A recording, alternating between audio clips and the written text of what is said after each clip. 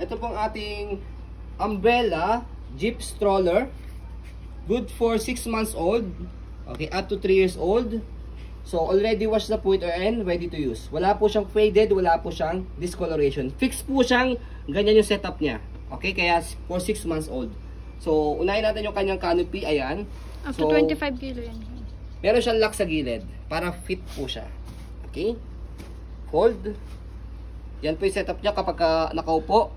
And then, 5 harness. Safe na safe yung baby po niyan. Lock niya, belt lock. Wala po siyang putol. Ayan. Okay. So, super lightweight po ito. Napakagaang lang po nito. Footrest. Tapakan ng paa. Gulong. Okay na okay. By twos yung kanyang wheels. Easy to maneuver. Nag-swivel. So, meron siyang lock dito sa harapan. Para kapag inaantok, baba nyo lang po siya. Bababa. O taas. Yan, baba. Yan.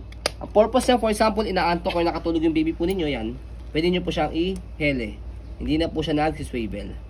Okay, next natin yung kanyang body frame. Yan, sa right side.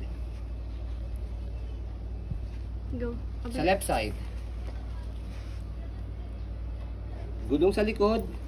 Pati stopper. Ayan. Okay, basket. Okay. Next natin, itong handle niya.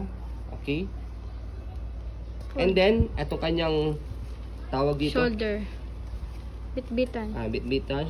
Okay. Shoulder strap. So, stroll muna natin to make it sure na wala po siyang problem regarding sa kanyang mechanism. So, sa mga naghahanap ng umbrella stroller na good condition, already washed and ready to use, yan. Ito po is para sa inyo. Ayan. Pero again, syempre po, kung di po kayo satisfied sa wash po namin, pwede nyo po siya ulit i-rewash or i-sanitize. Ayan. Fold. Okay. So, next natin, sa pag-fold po sa kanya. Sa Ganda ng pag-fold sa color. kanya, napakadali lang. Ayan. Angat lang yun dito. Slide. Ito. Slide. Meron kayong makikitang color block dito. Slide, tapos angat lang siya. Ayan. Aray, sakit.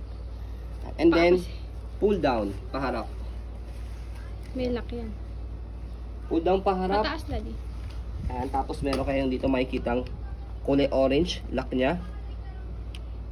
Ayan, connect nyo lang siya dyan. Tapos, meron siya ditong stand. Automatic siya nag-i-stand. Okay. And then, kung gusto nyo naman siyang bit-bitin, again yung shoulder strap niya. Diba? Walang kahirap-hirap bit-bitin kasi ang gang lang nito. Mga weight ito mga sa around 4 kg lang. Ayan. Okay? Sa pag-open, tanggalin lang yung lock sa gilid. Tapos buka. I mean, pull down. Tapos, tapakan nyo lang po itong color silver para mag-straight siya. So, yun na. Okay? Less hassle sa pag-open saka sa pag-fold. So, ayun po, as you can see, very details po kami sa ayun pong pag-video. Kasi ang aming shop policy, no refund, no exchange. What you see is what you get. So, yun po, maraming salamat. Have a nice day and God bless po.